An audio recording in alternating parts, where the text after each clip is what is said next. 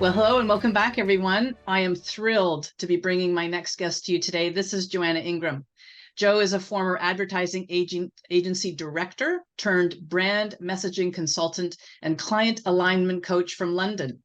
She is also host of the leading podcast, Goals with Soul, and she's mom to 3 spirited girls. She helps visionary coaches and corporate thought leaders clarify their authentic message, raise their profile and prices, and stand out from the crowd. Her mission is to champion courageous women to express their individuality in business. She's here to guide and inspire you to join the dots of your unique brilliance so you can be paid for being authentically you. Joanne, welcome. Thank you. So happy to be here, Kit. So, as I mentioned in that little introduction, you were a former advertising agency director, and now you are this amazing coach, brand specialist. So how did that transition happen? Can you talk a little bit about how that all occurred? Well, it was incredibly fast and incredibly slow. I'll explain. So I was in that industry, in that career for 20 years, having graduated top of my class, spent a period traveling around Tokyo and the world. I returned and got my first graduate job at Ogilvy and Mather, a very well-renowned advertising agency. And I thought I'd made it. I continued to work in that industry, specializing in media planning and buying for, well, the best part of the next 2 decades. And I think to some degree, it was about being a good girl. It was like, this is what I'm supposed to do. I'm academic, therefore I'll go and get a good corporate job, earn enough money. And indeed, I went on to buy a house and start a family and just do all the things that I had this idea that I was supposed to do in a specific order. But within my career, I wasn't deeply satisfied. I found elements of the job very satisfying because I found excellence and I made some great recommendations. There was a lot that I really vibed with. But the culture itself, I became more and more misaligned with over the years. And particularly in the last 5 years of that career, I started to expand into more spiritual self-development directions, from walking on fire at Tony Robbins' UPW to dancing in the moonlight at women's goddess circles, and really started to feel that I wasn't able to bring myself authentically into the office. I started doing the 4:35 a.m. thing, where it's like, start creating a course, start thinking what it is you really want to do. And then the pandemic intervened. And this is where it all sped up incredibly quickly, as I know it did for so many others, because as we entered into the pandemic, I was looking after clients who specialized in travel. And unsurprisingly, I found myself without a job quite quickly. Interestingly, instead of freaking out, which was definitely an option, I realized that this was the universe simply giving me a beautiful kick up the ass and saying, this is what you've wished for. This is your opportunity. And gave me the ability to really look inwards and say, well, what is my ikigai? What's my zone of genius? What is it that I do and can bring?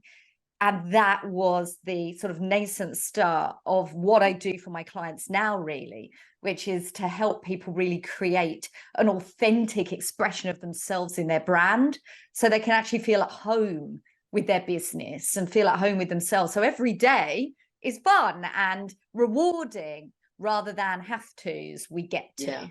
Yeah, that obligation. Oh, that what you're saying so resonates with me, and I know it will with many of our viewers today as well. And particularly, you mentioned the good girl syndrome. I've done a lot of work with clients around that, where we need to unpack that and just release it, because it really, it holds us back. It keeps us playing small. And so many women, especially when we, I think, approach our middle years, there's this yearning for greater fulfillment, greater sense of purpose and expansion. Sometimes I think what happens is the culture we're in changes and we find it's no longer a good fit. And then sometimes, as maybe was partly your experience, you were changing, evolving, and growing with this sort of intention to learn and develop as a human. So, and the other thing is that I know for me, this happened. I was ignoring all the gentle little cosmic nudges that I needed to to find another path. And then because I ignored those, I got the big cosmic frying pan up the back of the head.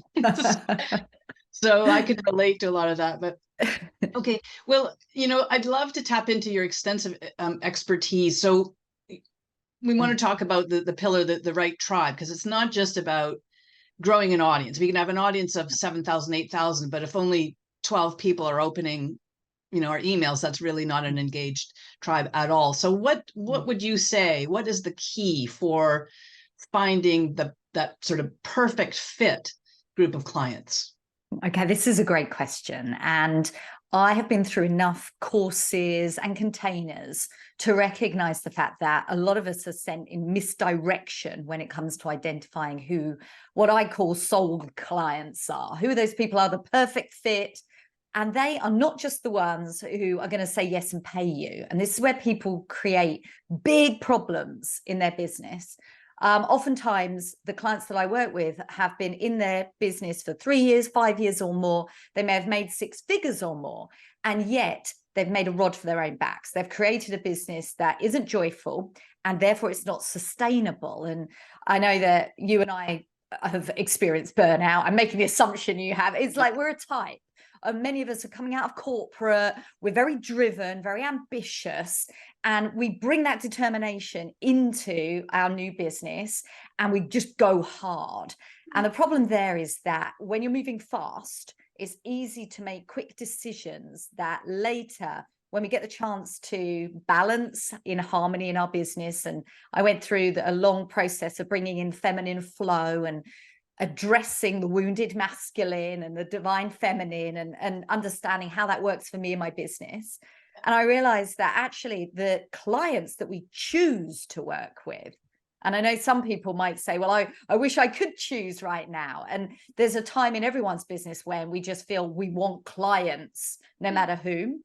But your business will grow. If you show up and you know what you're doing and you have excellence, you're in your zone of genius, all the things, you're going to grow a business. Are you going to grow that business by working with people who are de-energizing, unmotivating, and uninspiring? Or are you going to work with elevated clients who value what you do, show up with yes energy, not just to the investment of money, but investment of time, investment of energy? They follow your process. They get the results. They share the testimonials. They do the referrals, and they rebook. All of this goodness that just comes from that decision to work with the clients that are best matched for who you are in the first place. Yeah. And I think that's where my work really expanded, because that goes all the way back to your messaging. It's like, who are you in your business? What is special about you? And who is it that you're a perfect match for at their most elevated? Then how do you express that, articulate that, and share that in order to create that attraction? So those people really want to chat to you, and you repel the people that might say yes, but it's not going to be a great fit, and it's not going to energize you in your business at all. That's such good advice. And of course, it's been said many times before, but it's worth repeating. If you're saying yes to the wrong people, there's no room for the right people to come in. But if you're willing to say no and release this person or these people with love, it leaves the space then for the right people to come in. And I think for any newer coaches or entrepreneurs that are joining us today, that can be a hard kind of discipline to stick to, because as you've said, there's in every business, there's this feeling like, I just want to get the clients or the customers in here. But if we can just be a little bit patient and know that what we're building is bigger than that, the business grows much better and much more organically, more beautifully that way than just bringing in anybody. You are so right, Kip. And I'll tell you 2 very brief stories that exemplify this really well. So a client I'm working with, she's a 6-figure coach and she's exhausted. She's been working 60-hour weeks. Her clients are they're so demanding. And one of the core pillars of my work isn't just messaging, and it isn't just marketing, but it's actually business energetics, because I trained as a pranic healer and then more recently as a breathwork facilitator, saw the difference it made in my business, bringing in that balance between proven strategy and intuitive decision making. Yeah. And when she and I worked on the energetic side, specifically in this business manifesto that sweeps away negative obligation energy that you mentioned earlier, she fired her 2 most stressful clients, which was a massive decision to take.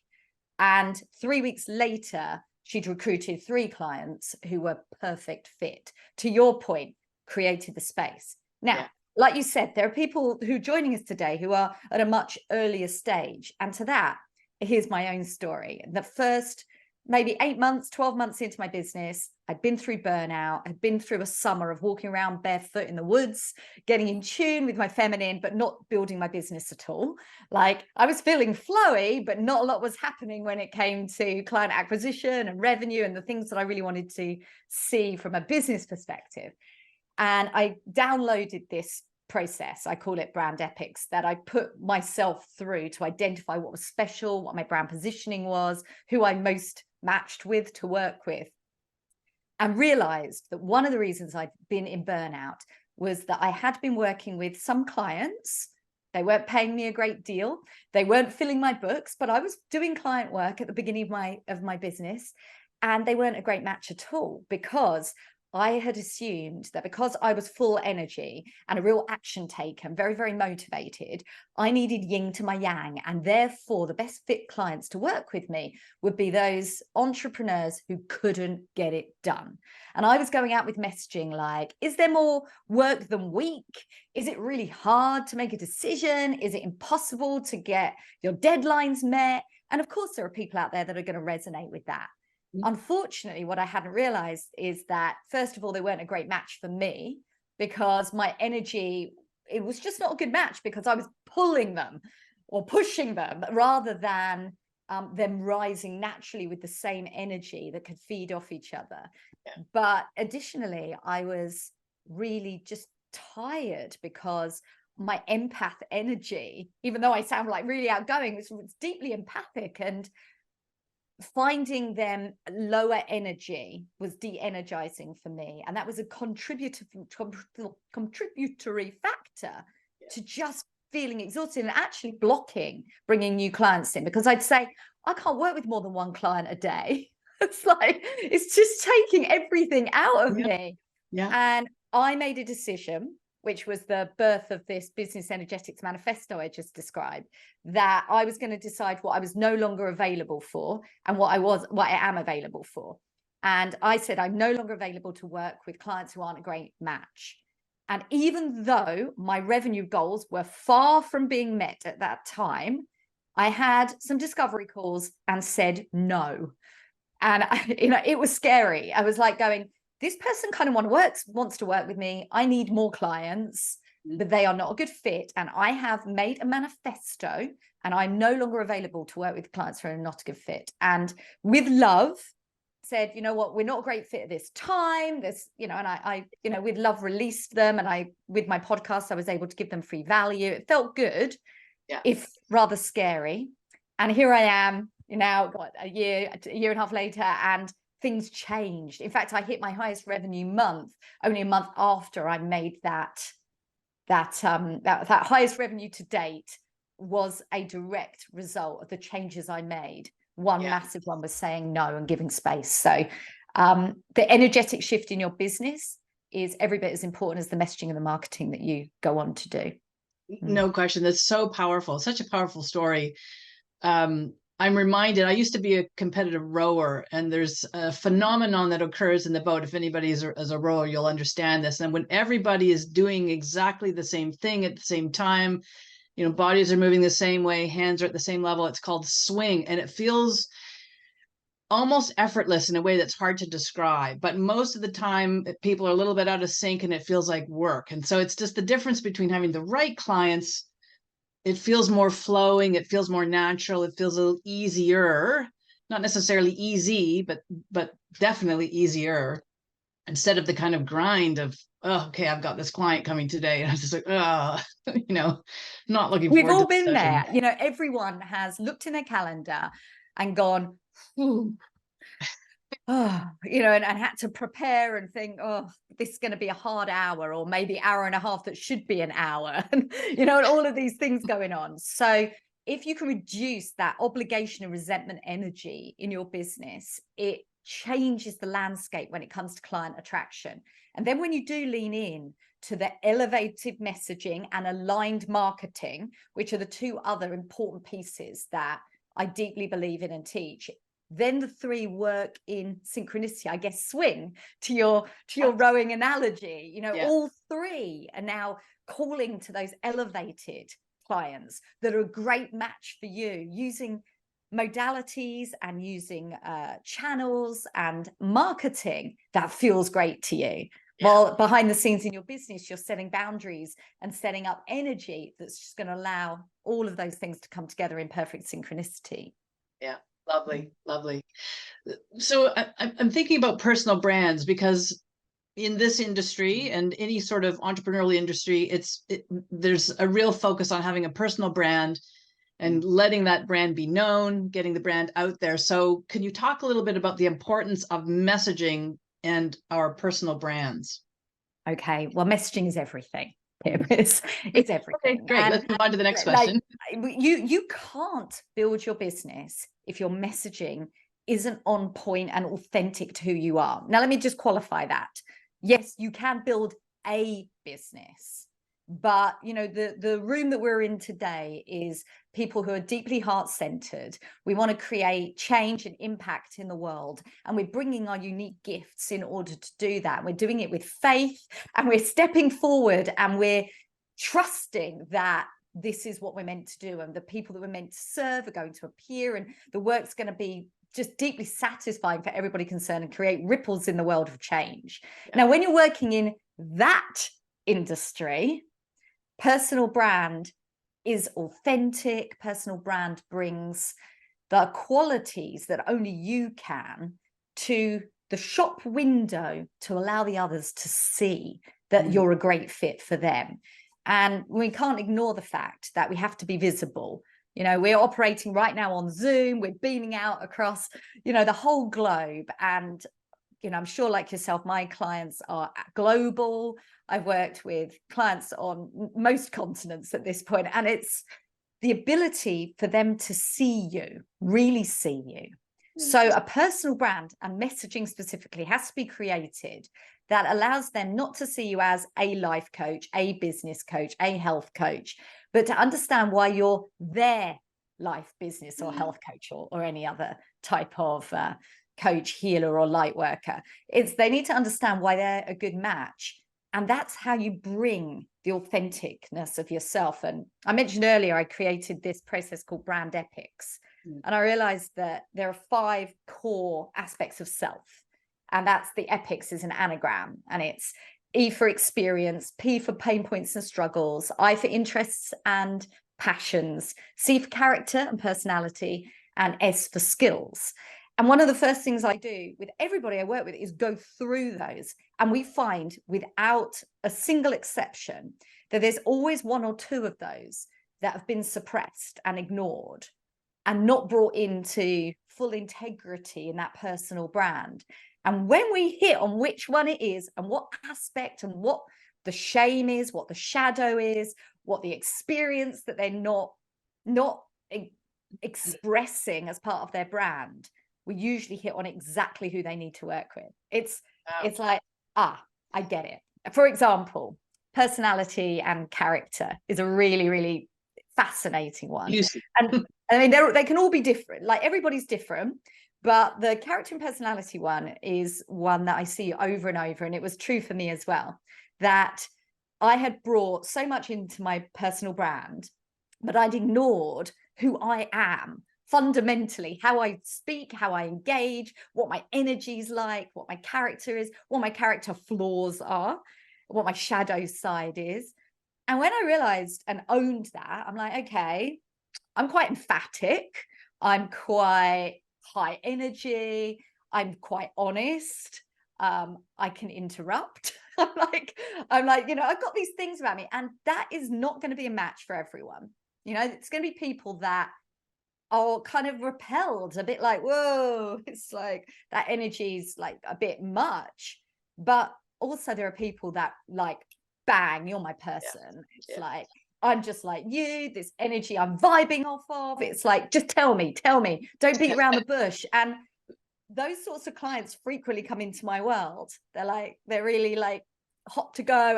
And we speak in such a way that we get the work done, like vibing, we're downloading, co-creating, creating plans. And there's people that I would have a cappuccino or a glass of red wine with. And that's a day's work, right? It's like we should all have fun like that. And I am now capable, able, empathically to hold space for several clients over the course of a day, because I'm actually, my energy's rising each time I'm doing a session. And that was a big shift for me and my business. And going back to what we're talking about. But yes, personal brand allows you to see exactly what it is that positions you in an industry, that differentiates you and makes you unique and stand out, and ultimately creates that client attraction with the people that you most want to work with. Not just they want to work with you, you want to work with them too. Yeah, exactly. It's a two-way street. There's no question about that. And I'm wondering what you might say to someone, because I think what you were talking about earlier will really resonate, and that is whether it's good girl syndrome, or it's just someone's thinking in terms of I'm gonna live into the expectations that other people have of me, or the way I should be. If one has lived a life that way, and there are many women who have, when you're talking about the authenticity and bringing your real self forward into the work you're doing, and folding that into the brand messaging, what could you say to someone who perhaps knows she's not, she's still probably compressed or buried with all those societal expectations, and she's not able to really be herself. She doesn't feel comfortable with that yet, but knows, this is, she's understanding what you're saying is a truth, and she wants to follow this, but isn't maybe sure how to start with that. I mean, one option, of course, is working with you. What could you say here today, something that might help those people shift out of that inauthentic way of presenting and messaging and into, and it's a process, it's not going to necessarily happen overnight, but moving into a more authentic way of being in the world? Okay. First of all, to say there are a million ways to do this, right? And I have worked with so many as a client of, as well as a coach of, and collaborated with people that have modalities that are insanely successful at doing the release work that people need to step forward. But I will share the ways that I've done this and the ways that I've specifically helped, because for some people, this unlocks it. And I call it the two-step unhiding process, which is not the most snazzy name, but it does what it says on the tin. And ultimately, we're hiding because of fear of judgment, imposter syndrome, sometimes stuck in perfectionism. Though there are others, the inner critic, you name it. But for the people that I work with, resonate with, and hang out with, those three tend to stand out. They're the ex-corporate female mindset issue, and fear of judgment crippled me for months. I mean, I didn't change my LinkedIn profile for 4 months after I lost my job. I was like so scared of what people would say, what they would think. And what I've discovered is that this two-step unhiding process is clarity and courage.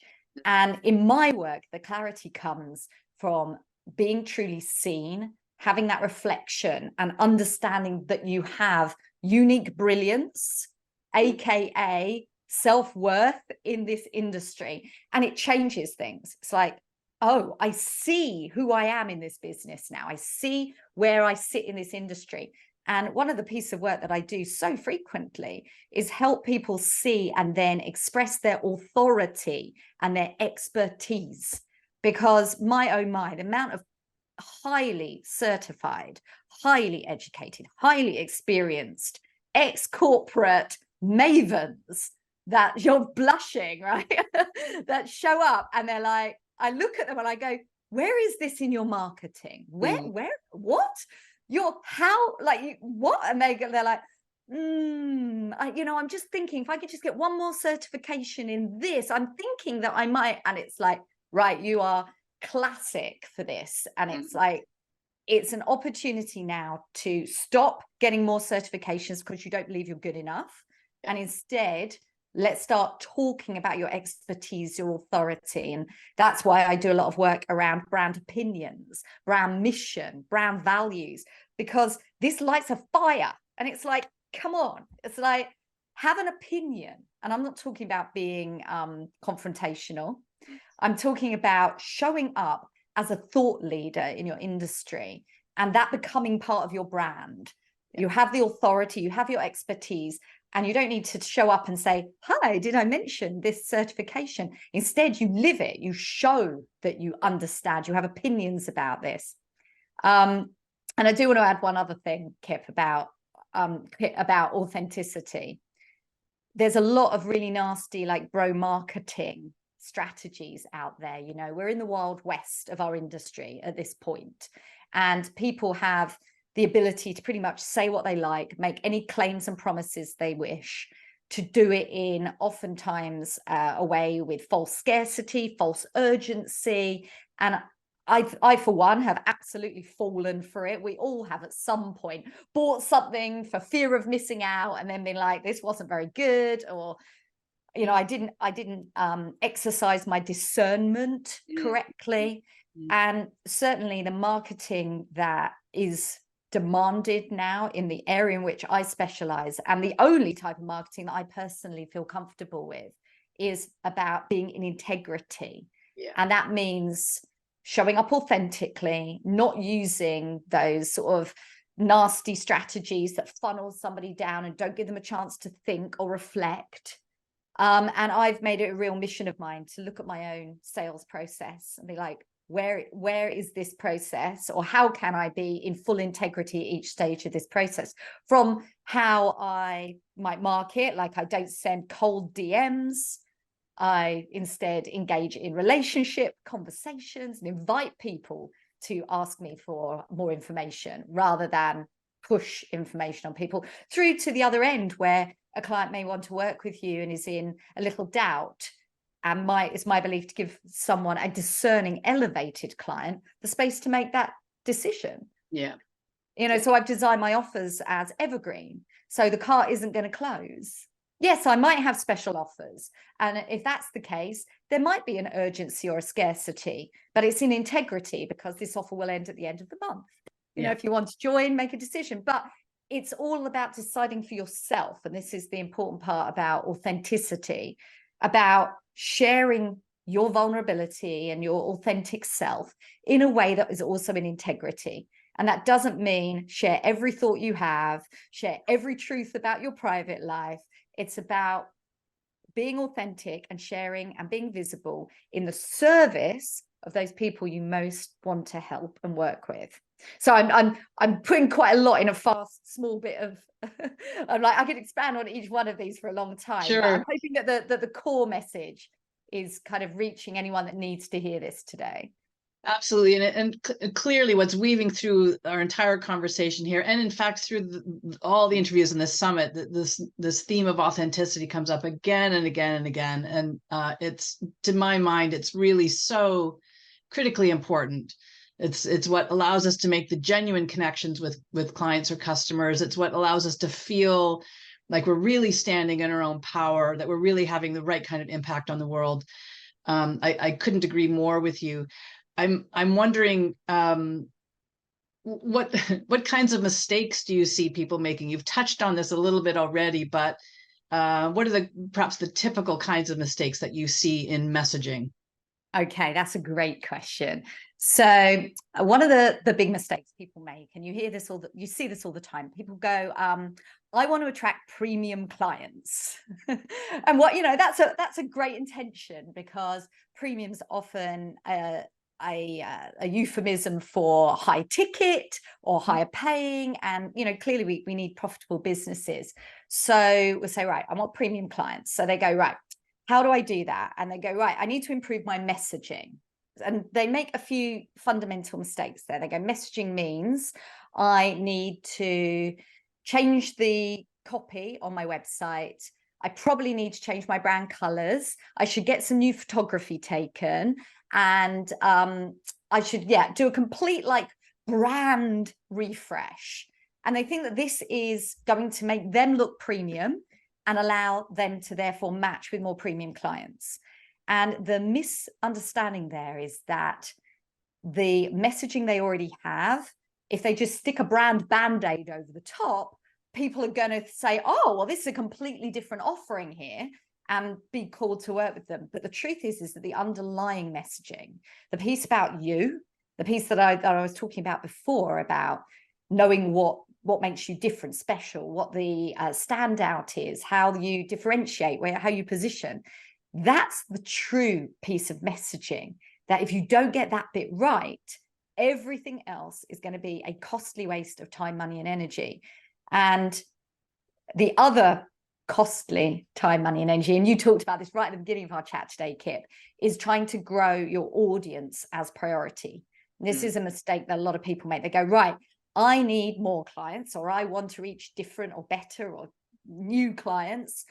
If I can just grow my audience. So they get their heads turned by things like, Reels Bootcamp, or how to grow your Facebook group, or, build your email list. Now, none of these things that I'm talking about here in this whole piece are bad ideas for your business. They're all excellent ideas for your business.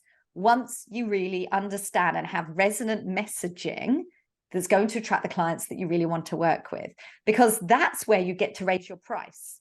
Because messaging, a lot of people just think, oh yeah, messaging's a bit of copy on my website or my Instagram bio. And yes, those things do include your messaging.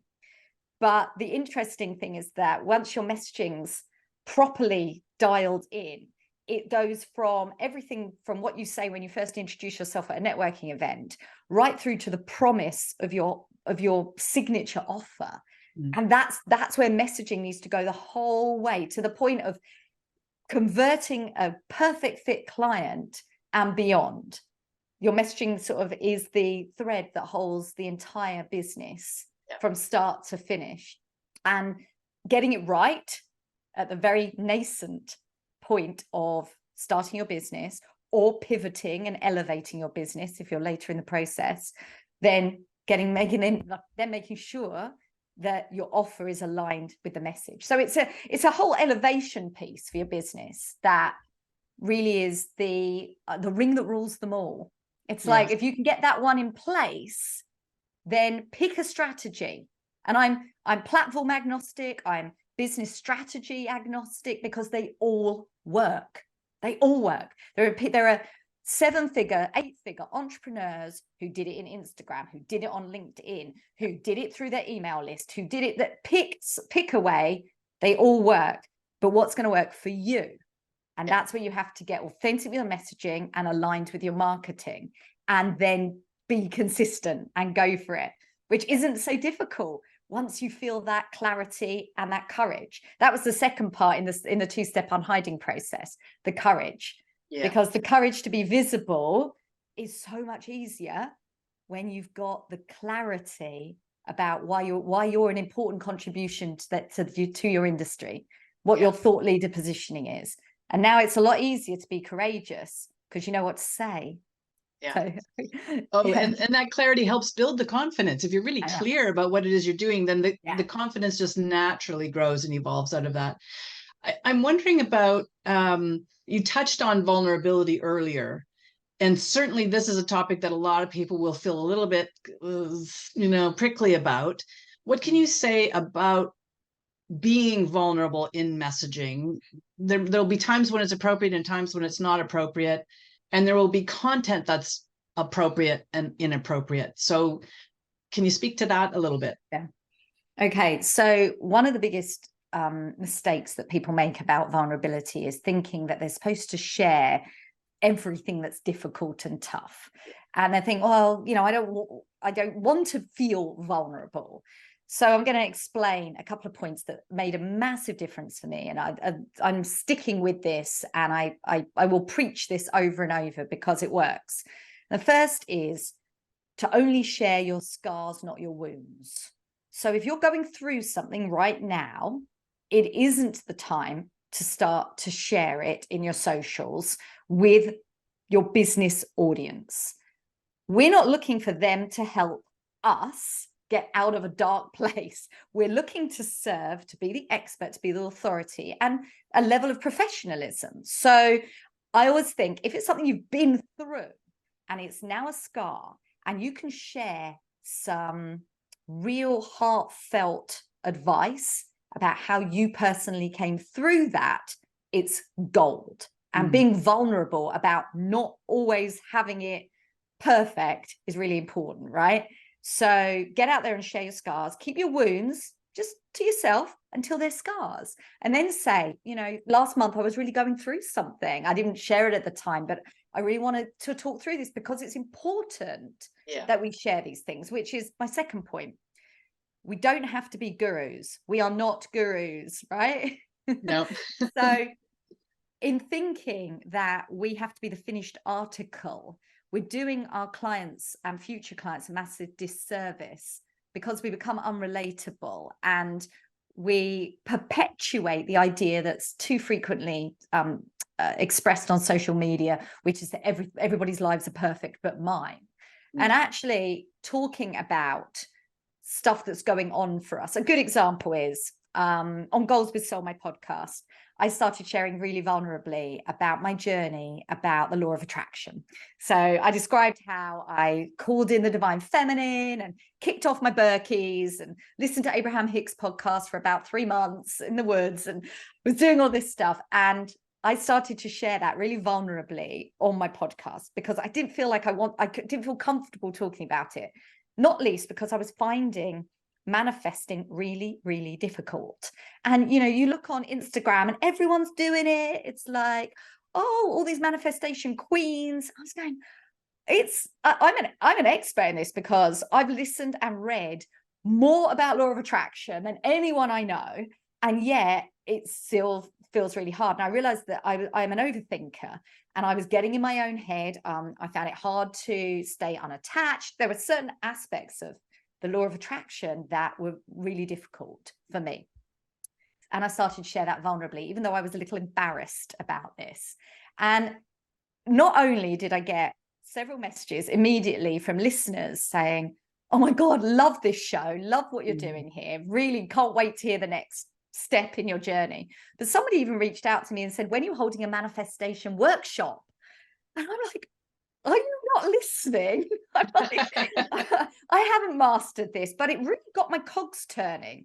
And actually, as I've developed strategies and ways of approaching the universal laws in general, I have now incorporated that into a lot of my teachings because I had to circumnavigate and find what ways to solve this.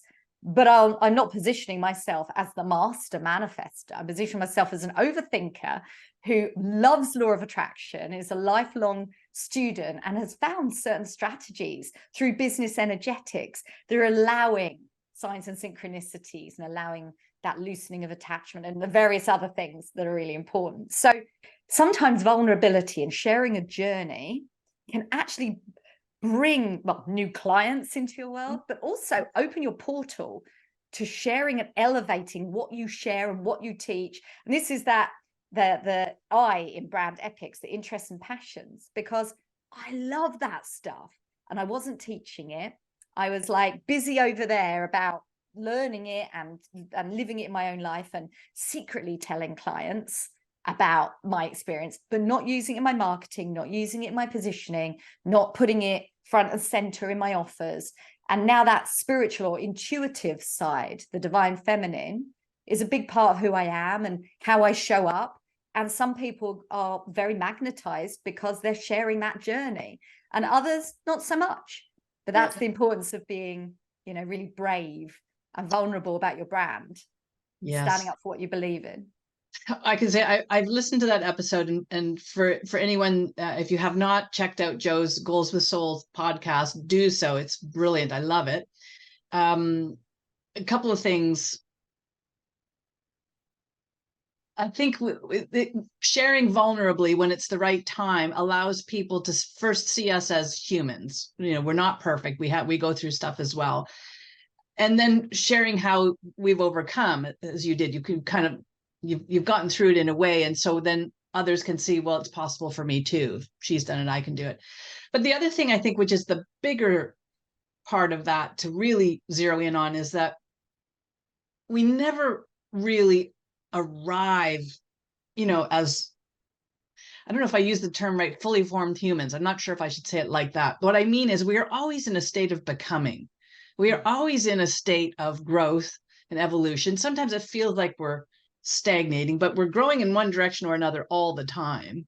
Mm. And just understanding that we're imperfect beings, and thank goodness for that. I absolutely have perfectionist tendencies, which I work hard to set aside.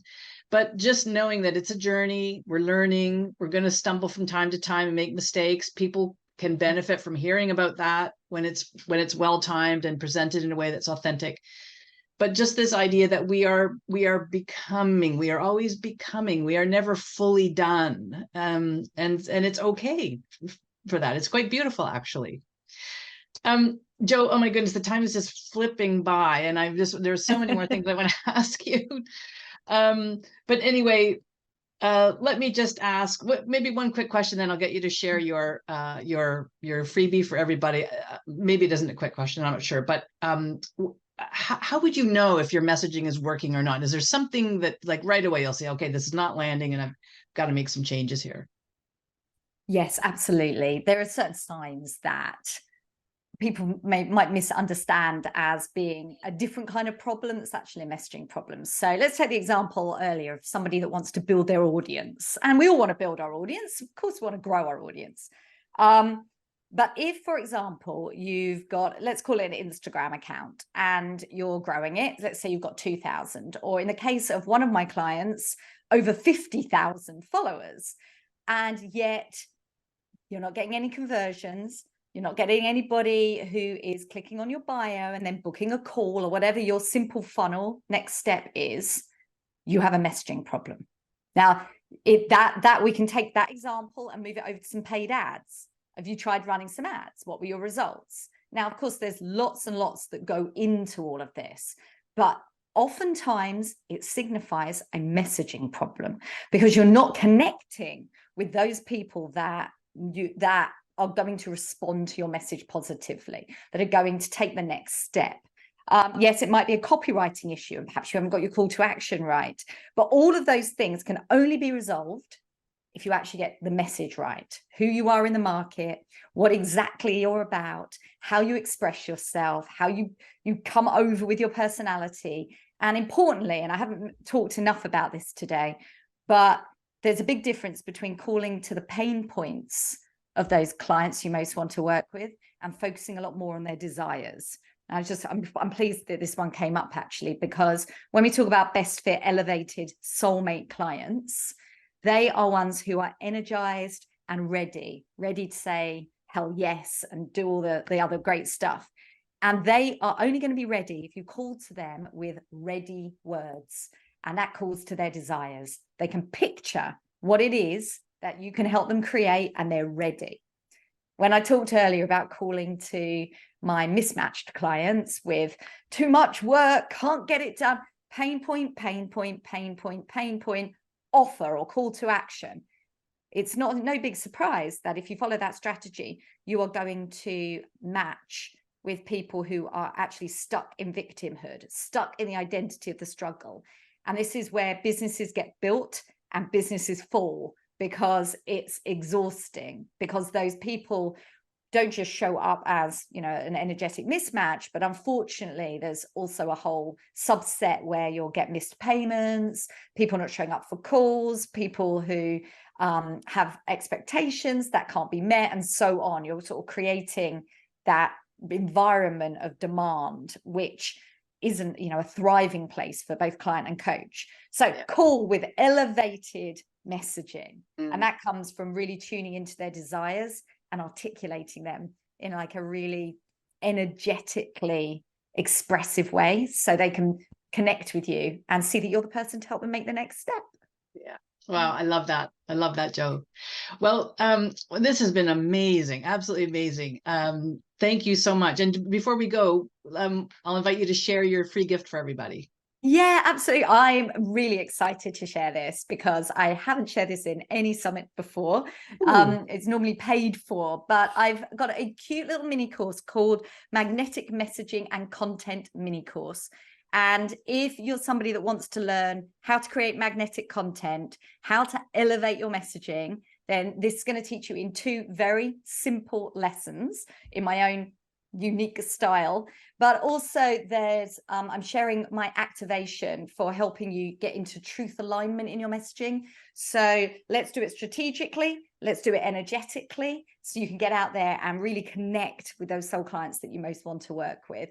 And yeah, I'm sure that Kip, you're going to share the link, but leap in there, and there's a little spot somewhere at the end that has a link if you want to come on over and say hi on Instagram and DM me there. I'm at iamjo.ingram. Every month I release a few free messaging assessment spots. So if that's something you're curious about, come and say hi. Brilliant. That's wonderful. Thank you for that. And you're just such a bright light. I've loved talking with you, and I've loved, creating this space for you to share what you do. I've learned a lot. I know everyone else has too. So thank you so much, Joe. It's been just amazing. Oh, absolutely my pleasure, Kip. Thank you for inviting me.